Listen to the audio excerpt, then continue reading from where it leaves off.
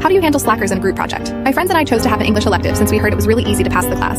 It required only 3 major presentations to pass instead of exams. Since we were given the option to choose our group mates, my friends and I decided to stick together. The first presentation was easy because it required a simple PowerPoint presentation. My friends promised to help out when they could, but they kept coming up with excuses to avoid doing their share of the work, like being busy with their majors and clubs and sororities. I ended up covering the research and creating the slides. They did show up for the presentation and winged it, but I warned them that the next 2 projects were a lot heavier and I wouldn't be able to do it by myself. They apologized half-heartedly and agreed to cover more of the work this time. However, after I completed my part of the presentation, I noticed they barely started on it.